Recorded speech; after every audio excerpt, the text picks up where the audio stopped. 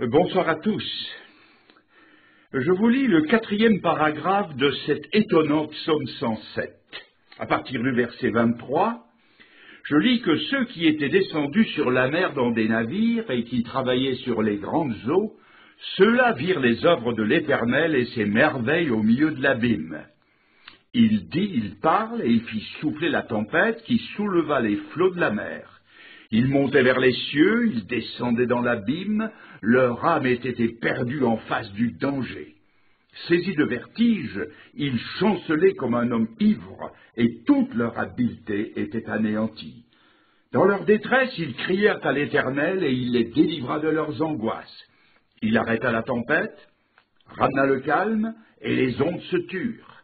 Ils se réjouirent de ce qu'elle s'était apaisée, et l'Éternel les conduisit au port désiré. Qu'ils louent l'Éternel pour sa bonté et pour ses merveilles en faveur des fils de l'homme, qu'ils l'exaltent dans l'assemblée du peuple et qu'ils le célèbrent dans la réunion des anciens. Dans les 3 soirées précédentes, nous avons vu d'abord ceux qui étaient dans la main de l'ennemi, ensuite ceux qui avaient élu domicile à l'ombre de la mort, troisièmement, ceux qui, par leur conduite coupable et insensée, s'étaient eux-mêmes rendus malheureux. Et ici, nous trouvons ceux qui ont vu les œuvres de l'Éternel. Heureux hommes, penserez-vous. Ils ont vu de leurs yeux vus les œuvres de Dieu. Que n'étions-nous à leur place pour voir un peu plus cet invisible dont on parle tant et que l'on voit si peu? Nous sommes assez semblables à l'apôtre Pierre dans nos demandes et nos désirs. Il est dit de lui dans la scène de la transfiguration qu'il ne savait pas ce qu'il disait. Luc 9, verset 33. Moïse non plus ne savait pas ce qu'il disait lorsqu'il demanda de voir la gloire de Dieu. Dieu lui accorda tout juste de voir un pâle aperçu de sa gloire, car Dieu est trop grand et surtout trop pur pour que l'homme dans sa nature humaine et coupable puisse le voir et vivre. Dieu ne veut d'ailleurs jamais satisfaire notre curiosité. C'est en nous y plongeant que Dieu nous fait voir certaines choses. Voir son œuvre est synonyme d'y entrer, d'y participer, d'y être mêlé de près, et c'est déjà là tout un programme en soi. Quand Dieu veut faire voir quelque chose à un homme, il le place au milieu de l'action. Il n'y a pas de spectateurs dans l'œuvre de Dieu, il n'y a que des acteurs. Et c'est pourquoi le christianisme ne s'observe pas assis dans un fauteuil, comme à la télévision ou au cinéma. Il ne se voit et ne se comprend vraiment que lorsqu'il se vit. Et la seule façon de connaître les œuvres de l'Éternel, c'est aussi d'y entrer. Il y a cependant certaines œuvres de l'Éternel qu'il vaut mieux ne jamais connaître, c'est plus sûr. Ceux qui les ont connues ont été guéris à tout jamais du désir de les voir une seconde fois. Le jugement, la colère de Dieu, citée plus de 300 fois dans la Bible, sont les œuvres de l'Éternel. Et ceux qui les subissent brûlent intérieurement du désir d'y échapper. Et s'ils ne le peuvent plus, ils souhaitent que les autres soient avertis. Cela se lit dans le récit de Lazare et du mauvais riche, où on voit ce dernier demander à Abraham d'aller avertir ses 5 frères qui sont encore en vie et de les presser de se convertir pour ne pas venir le rejoindre dans les tourments où il se trouve. Les œuvres de l'Éternel du psaume 107 sont de cette catégorie-là. Elles peuvent se définir par une phrase du Nouveau Testament, dans l'Épître aux Hébreux, chapitre 10 et verset 31, c'est une chose terrible que de tomber entre les mains du Dieu vivant. Alors que faut-il faire pour connaître ces œuvres-là? Le verset 23 dit « Descendre sur la mer dans un navire ». Alors me direz-vous, allons au Havre, à Ostende ou à Marseille, et prenons le premier transatlantique en partance pour l'Amérique, ou les premières malles en partance pour Douvres ou la Corse, et nous verrons les œuvres de l'Éternel. Vous verrez certainement quelque chose de ces œuvres. La grandeur de l'océan, un coucher de soleil sur la mer. Ce sont les œuvres de Dieu. Mais pour comprendre celles dont il est parlé ici, d'un ordre différent, il nous faut saisir le sens de cette descente en mer. Voyons d'abord un cas, un homme bien connu, qui n'a entendu parler de Jonas et de son poisson. L'histoire de Jonas est si connue que je ne vais pas la lire, mais vous la raconter en abrégé. Jonas est descendu sur la mer de la désobéissance en prenant le bateau de la fuite devant ses devoirs. Et si vous voulez vous aussi connaître les œuvres de l'Éternel, il vous suffit de prendre le même chemin que lui. Il avait, pensait-il, de bonnes raisons pour prendre ce chemin-là. Dieu l'avait envoyé à Ninive, la grande et puissante ville rivale de Jérusalem, avec un message de condamnation. Encore 40 jours et Ninive sera détruite, encore 40 jours et Ninive sera détruite. Jonas connaissait assez la miséricorde de Dieu pour savoir qu'il pardonnerait Ninive si elle se repentait. Mais Jonas ne voulait pas le salut de Ninive. Il était bien trop patriote pour cela. Il aimait sa patrie plus que les âmes à sauver, et même plus que sa propre vie. Il s'est ancré dans un refus avec une obstination qui nous étonne. Tous les mulets de la terre mis ensemble n'auraient pas été plus têtus que lui. Il devait avoir du sang breton dans les veines. Non, non, non et non. Il n'ira pas à Ninive pour les avertir de la part de Dieu. Que Ninive périsse, mais foi de Jonas, je dirais pas. Et comme il reste 40 jours de délai jusqu'à la destruction de Ninive, il va mettre le plus de kilomètres possible entre lui et cette ville détestée. Il rassemble ses économies, descend à Jaffo, qui est Jaffa aujourd'hui, prend un billet pour où? Pour le plus loin possible. Il est écrit au verset 3, « Loin de la face de l'Éternel ». Et cela est répété 2 fois. Voilà où conduit la désobéissance, loin de la face de l'Éternel. Or, la face de l'Éternel est bonté et protection, et s'en éloigner, c'est se rapprocher de sa colère. Ça, Jonas n'y avait pas pensé. Nous n'y pensons d'ailleurs pas non plus quand nous désobéissons à Dieu. Or, on ne peut pas fuir la justice sans se rapprocher du jugement. C'est ce qu'allait expérimenter Jonas. Il ne voulait pas voir Dieu à l'œuvre en salut chez les Ninivites, eh bien, il allait voir les œuvres de Dieu en jugement dans sa propre vie. Et je me le représente sur le pont du navire. Il jubile intérieurement. Le bateau sort du port, toute voile dehors. Dans 40 jours, Ninive sera rayée de la carte du monde, comme les villes de Sodome et de Gomorrhe. Et de retour, Jonas ira tout droit à l'Institut de cartographie de Jérusalem et dira « Messieurs, refaites la carte politique de l'Asie, car aujourd'hui, une grande ville n'est plus. » Avant même que la nouvelle tombe sur les téléscripteurs de l'époque, Jonas, lui, le savait. Ou du moins croyait-il le savoir. Mais brusquement, le ciel se couvre. La température fraîchit et un vent violent soulève une effroyable tempête telle que de mémoire de matelot, on n'en avait jamais vu. Le lest, les agrès, la cargaison sont jetés par-dessus bord pour alléger le bateau. Les matelots épouvantés voient les œuvres de Dieu. Chacun d'eux implore sa divinité particulière, mais rien n'y fait, ni effort, ni habileté, ni prière, ni vœu, rien n'arrête la tempête. Le coupable, lui, est descendu dans la cale où il dort pour oublier ce que sa conscience commence à lui reprocher. Et il y a peut-être dans votre vie, dans votre subconscient, des péchés qui sommeillent et qui ne vous empêchent pas encore de dormir, mais qui expliquent tous les contretemps qui vous atteignent. Je voudrais être ce soir le pilote qui vient vous secouer, vous réveiller de ce dangereux sommeil spirituel dans lequel vous êtes plongé et vous faire voir que ces tempêtes intérieures qui troublent votre conscience et affectent votre sérénité n'ont d'autre cause que votre désobéissance et votre éloignement de Dieu. Regardez maintenant ce texte qui dit « Toute leur habileté était anéantie ». C'étaient tous des marins expérimentés, mais ce n'était pas leur habileté ni leur compétence qui étaient en cause. Ce n'était pas la tempête, pas même la tempête, ce n'était pas Dieu.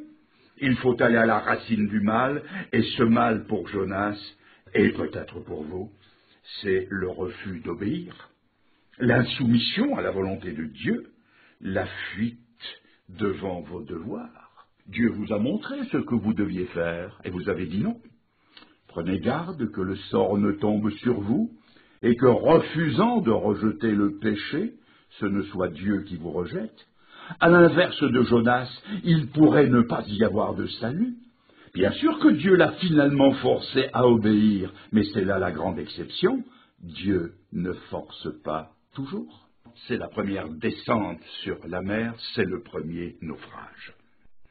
Le deuxième, je le trouve dans le deuxième livre des Chroniques au chapitre 20, les versets 35 à 37, et aussi dans le premier livre des Rois, chapitre 22 à 50, et je les réunis ensemble et je lis « Le roi Josaphat, roi de Juda, s'associa avec le roi d'Israël, Akazia, je souligne, dont la conduite était impie, pour construire des navires destinés à aller à Tarsis, et ils firent les navires à Edjon-Guéber, sur le golfe d'Aqaba.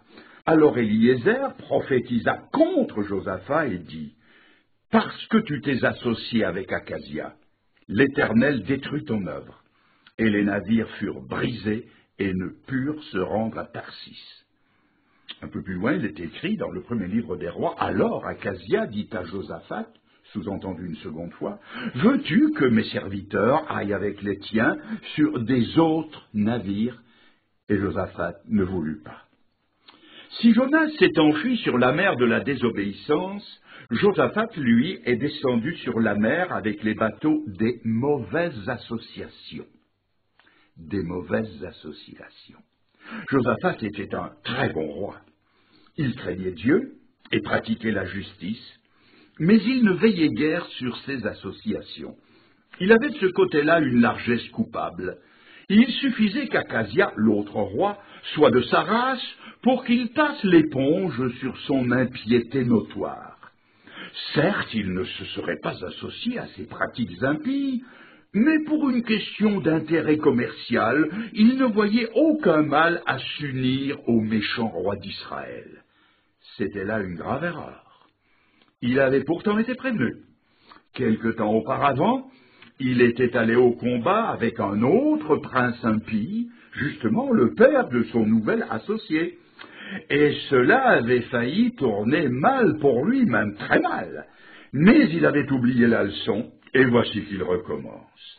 À peine ces navires qu'il fait construire en commun avec Akazia, à peine ces navires ont-ils pris la mer qu'ils furent jetés sur les rochers et se brisèrent. Josaphat avait pris un mauvais départ. Aussi est-ce au départ de cette malencontreuse expédition que ces navires sombrèrent. Dieu ne permit pas qu'il aille plus loin dans son erreur, et il lui fit voir sa désapprobation dans ses œuvres sur la mer. Josaphat comprit la leçon, elle lui avait coûté cher. Aussi, lorsque Akazia vint lui offrir à nouveau ses services, il refusa une nouvelle association qui ne pouvait que conduire à un nouveau désastre. Méfiez-vous, dira l'apôtre Paul. Ne savez-vous pas que les mauvaises compagnies corrompent les bonnes mœurs, 1 Corinthiens 15, 33.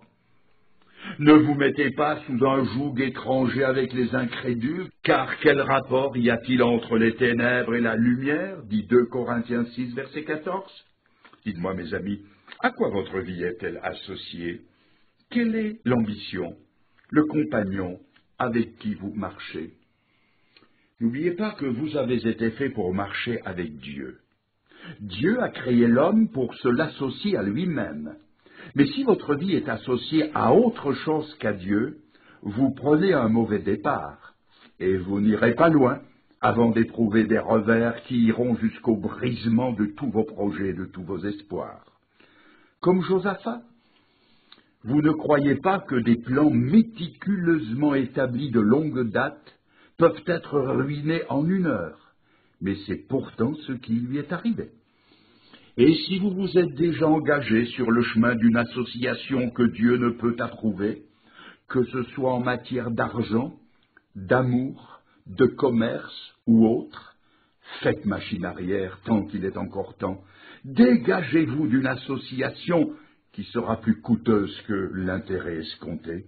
Écoutez le langage suppliant de la Bible dans le livre des Proverbes, chapitre 6, versets 2 à 5. Mon fils, si tu es enlacé par les paroles de ta bouche, Si tu t'es engagé, fais donc ceci, mon fils, dégage-toi. Puisque tu es tombé au pouvoir de ton prochain, va, prosterne-toi et fais des instances auprès de lui. Ne donne ni sommeil à tes yeux, ni assoupissement à tes paupières. Dégage-toi comme la gazelle de la main du chasseur. C'est solennel, car ce que nous appelons association, Dieu l'appelle piège. Et si vous êtes liés par les liens du cœur, demandez le secours du grand libérateur. Il viendra vous libérer et redonner à votre vie le sens primitivement voulu par Dieu. Il associera votre vie à la sienne. Il créera avec vous une nouvelle association. Le troisième cas se lit dans le premier livre des rois, au chapitre 9, des versets 26 à 28, que je vous lis. Le roi Salomon, donc Jonas pour commencer, puis Josaphat, et maintenant Salomon. Le roi Salomon construisit des navires à Edjon-Guéber, exactement au même endroit que l'autre, près d'Élat, sur les bords de la mer Rouge. Et Hiram envoya sur ces navires, auprès des serviteurs de Salomon, ses propres serviteurs, des matelots connaissant la mer. Ils allèrent à Ophir, et ils y prirent de l'or, 420 talents, une immense fortune, qu'ils apportèrent au roi Salomon. C'est ici la même histoire que la précédente. Elle est même antérieure à celle que nous venons de voir. La différence, c'est que cette association est apparemment une réussite. Je dis bien apparemment. Pas de tempête, pas de naufrage. Une minute, s'il vous plaît. Cette histoire est pire que la précédente dans ses résultats finaux. Salomon est descendu sur la mer avec les bateaux de la poursuite des richesses. Or, qu'avait dit Dieu concernant la royauté en Israël? On lit cela dans Deutéronome 17, le roi ne se fera pas de grands amas d'or et d'argent. Et c'est pour faire le contraire de la volonté de Dieu que Salomon a fait construire sa flotte de la mer Rouge. Au départ, comme tout navire, même de guerre aujourd'hui, navire qui se respecte, la flotte est baptisée au champagne, au nom du Père, du Fils et du Saint-Esprit, s'il vous plaît. Et apparemment, tout a bien marché. Il a sans doute prié l'Éternel son Dieu, levé les mains vers le ciel, et quand les bateaux sont revenus sans avoir essuyé la moindre bourrasque, il a rendu grâce à Dieu. Vous aussi, vous dites peut-être, j'ai prié le Seigneur. Et le Seigneur a fait réussir mes projets. Alléluia! Étrange réussite quand le but poursuivi est contraire à la volonté de Dieu. Laissez-moi être franc avec vous ce soir. Il eût mieux valu pour vous que vos espérances soient brisées. Vous auriez au moins appris la leçon. Rien n'est plus grave que lorsque Dieu ne se met pas en travers de nos projets malheureux et nous laisse, comme on dit, la bride sur le cou. Mais, me direz-vous, en quoi ai-je fait le mal? En quoi Salomon a-t-il mal agi? Tout lui a réussi. Même d'avoir l'or que Dieu ne voulait pas qu'il ait. Mais qu'a-t-il fait de cet or? Il en avait tellement que l'argent était devenu presque un métal commun à Jérusalem. Mais il ne l'a pas employé pour alléger la charge de ses sujets, car après sa mort, ceux-ci ont dit à son fils, écoutez bien ça, ton père a rendu notre joug, vous connaissez le mot? Il a rendu notre joug pesant. Oh, la piètre promotion sociale!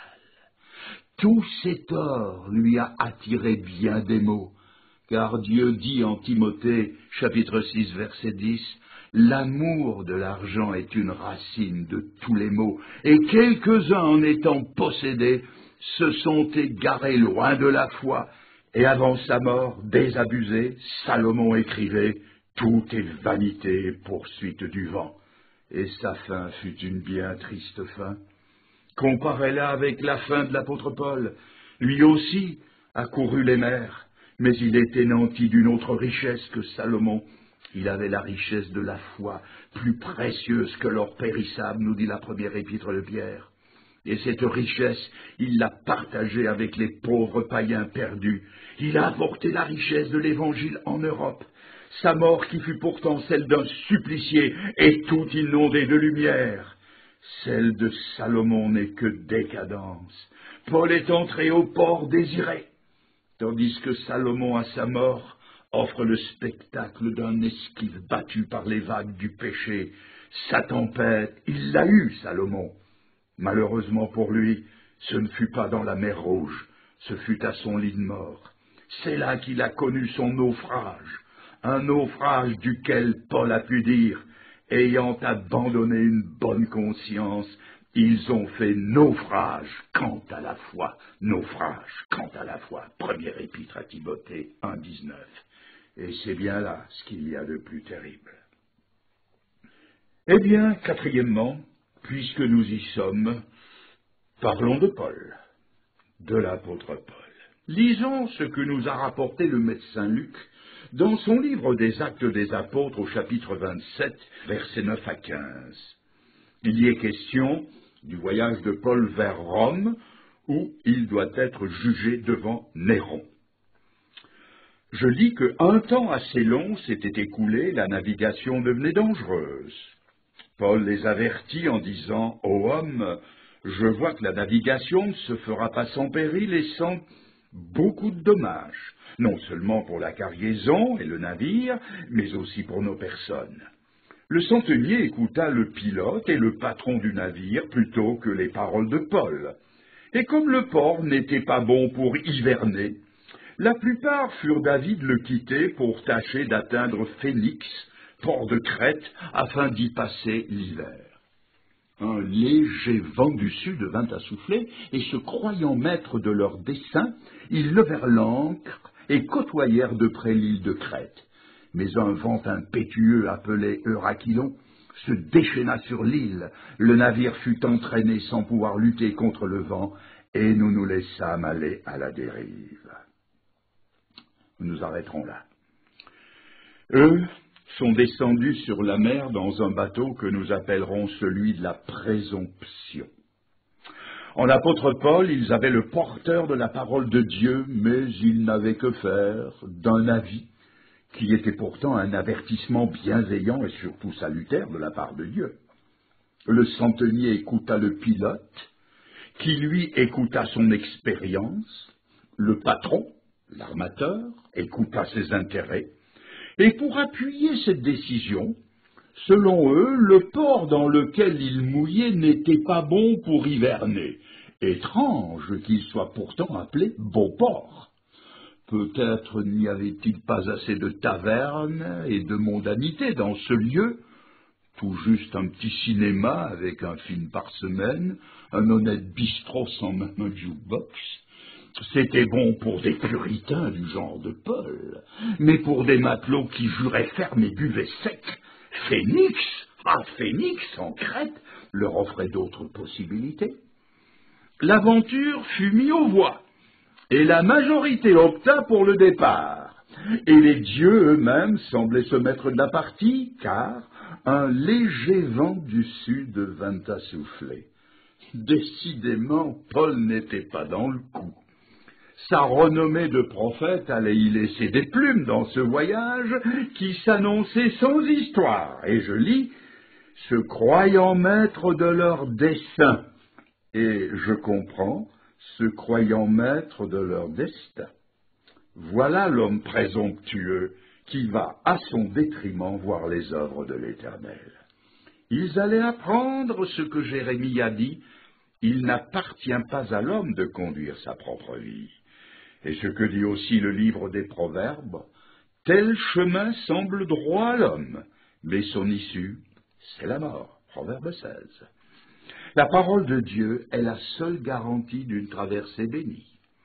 Dieu veut que rien ne prévale sur sa parole. Les circonstances au départ seraient-elles contraires à cette parole que finalement c'est elle la parole qui prévaudra. La parole avait dit que tout serait perdu sauf les vies, et ce fut vrai.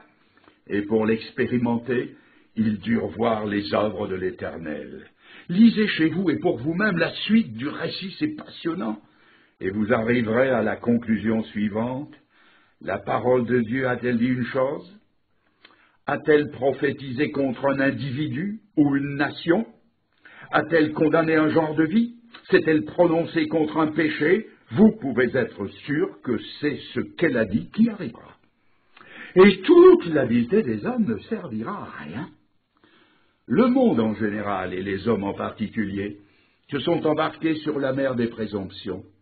Ils ne veulent d'autre maître à leur vie qu'eux-mêmes. Ils contestent à la Bible un droit de regard dans leur vie. Voici donc ce qui les attend, ces matelots de la vie, ces habiles politiciens, ces dirigeants clairvoyants. Jésus a prophétisé, pour des temps qui se sont dangereusement rapprochés, que les nations seraient dans la perplexité, ne sachant plus que faire. Des tempêtes en tout genre, d'ordre météorologique, épidémique, économique, cosmique, moral, dans un climat de violence et de corruption généralisée, sont en train de fondre sur ce monde qui va voir les œuvres de l'Éternel comme il ne les a jamais vues avant, si ce n'est au temps du déluge et de Sodome et de Gomorrhe. Cela est écrit dans l'évangile de Luc, chapitre 21. Et devant l'horreur qui se prépare, un grand homme d'État qui n'était pourtant pas chrétien a dit « Il ne restera plus qu'à prier ». Et c'est ce qu'ont fait ceux du psaume 107. Ils crièrent à l'Éternel et il les délivra de leurs angoisses. Et il les conduisit au port désiré. Ce port désiré, ce havre de paix, c'est à la croix de Jésus-Christ qu'il se trouve. Dieu nous invite à y venir dans la repentance pour nos péchés de présomption et à mettre notre foi en celui qui, sur la croix, a pris la tempête du jugement de nos péchés à son compte afin de nous l'épargner. Et je termine à présent sur un 5e point. Le 10 avril 1912, le plus luxueux, le plus grand navire jamais construit quittait Southampton à destination de New York, ayant 2358 personnes à bord. C'était un bâtiment de 268 mètres de long, 28 de large, 31 de haut, haut comme un bâtiment de 10 étages. Il avait coûté 46 millions de francs à une époque où la traversée en 3e classe coûtait 200 francs. Il était réputé insubmersible. Avant son lancement, un contremaître athée avait écrit sur la coque que Dieu coule ce bateau s'il le peut. Or, avant même que le premier rivet fût mis dans sa coque, une montagne de glace se détachait du pôle Nord. Un iceberg dérivait lentement vers un point de rencontre, quelque part dans l'Atlantique. Et ici déjà, on voit les œuvres de Dieu. Pour l'époque, le paquebot était d'un luxe inouï. Salon, cabaret parisien, salle de danse, orchestre, tel était le Titanic. À bord, parmi les passagers fortunés, il y avait entre autres appellations pompeuses, le roi du cuivre, le roi des chemins de fer américains, le roi des hôtels américains. Dans ces cales, il y avait, paraît-il, plusieurs tonnes d'or de la Banque d'Angleterre. C'était le navire de l'orgueil et du défi à Dieu. Ces hommes et ces femmes allaient voir les œuvres de l'Éternel. Voulant battre tous les records de la traversée, le capitaine Smith maintint la vitesse, quoiqu'il fût averti de la présence des icebergs. Il y eut un coup, un frémissement à peine perceptible, et le bateau continua sa course. Mais un côté du navire était éventré sous la ligne de flottaison. Il devint évident pour tous que le bateau avait été touché à mort, car il se mit à pencher vers l'avant. « Nous tiendrons jusqu'à demain » fut-il annoncé par haut-parleur. Mais le commandant dit en aparté à son second « Nous ne tiendrons pas 90 minutes ». On s'aperçut alors qu'il n'y avait pas assez de canots pour tous les passagers. On embarqua les femmes et les enfants, mais certaines femmes, ne jugeant pas la situation assez grave, restèrent avec leurs maris. Dans le salon, l'orchestre continua à jouer, mais le navire s'inclinait de plus en plus vers l'avant, qui était maintenant au ras de l'eau. Brusquement, les lumières s'éteignirent. Tout le monde était sur le pont. Et pour 1580 d'entre eux, il ne restait plus que le naufrage et la mort. On vit alors des scènes pathétiques. Des femmes riches arrachaient leurs joyaux pour une place dans les canots. Mais plus aucune somme au monde ne pouvait payer une place dans un canot. L'orchestre se mit alors à jouer le fameux cantique. mon Dieu, plus près de toi. Les récits qui ont été faits sur le naufrage du Titanic abondent par les détails qu'en ont fait les rescapés, et plusieurs films ont traité du sujet.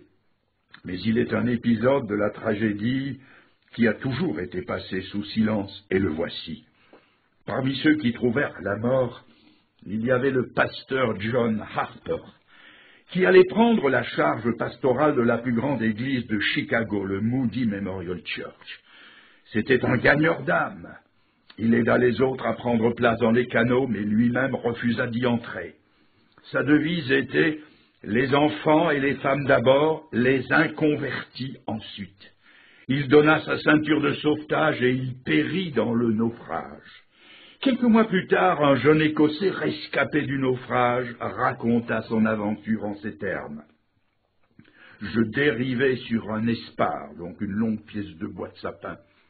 Quand la marée poussa près de moi John Harper, accroché à un morceau d'épave. Il me cria « Jeune homme, êtes-vous sauvé ?» Je répondis « Non, je ne suis pas sauvé. » Il répondit « Crois au Seigneur Jésus et tu seras sauvé. » Les vagues l'éloignèrent et peu de temps après le ramenèrent vers moi. Il me cria encore « Êtes-vous sauvé ?» Je ne peux pas dire que je le suis. Il répéta « Crois au Seigneur Jésus et tu seras sauvé. » C'est la dernière fois que je le vis, car peu après il lâchait prise et glissait sous les vagues. Et là, dans les eaux froides de l'Atlantique, avec 4 kilomètres d'eau glacée sous moi, je me tournai vers le Sauveur des hommes et je lui donnai ma vie. Je suis le dernier converti de John Harper. Mes amis, point n'est besoin d'être au milieu de l'Atlantique, ni de descendre sur les eaux de la mer Rouge pour être sauvé de sa détresse. On peut connaître la détresse en étant confortablement chez soi ou assis ici ce soir. Car la désobéissance et la fuite, comme Jonas, les mauvaises associations, comme Josaphat, l'amour des richesses, comme Salomon, la présomption, comme les compagnons de Paul, ou l'orgueil, comme les armateurs du Titanic, tout cela ne peut conduire un homme qu'à la tempête et à la détresse. Mais dans cette salle, où nous sommes depuis 4 soirs, comme au milieu des flots, il y a salut auprès du Seigneur. Ils crièrent à l'Éternel, et il les délivra de leurs angoisses. Et si ce soir vous criez à lui, il parlera à votre tempête, il la calmera, et il vous conduira au port désiré. Mes amis, que Dieu vous bénisse.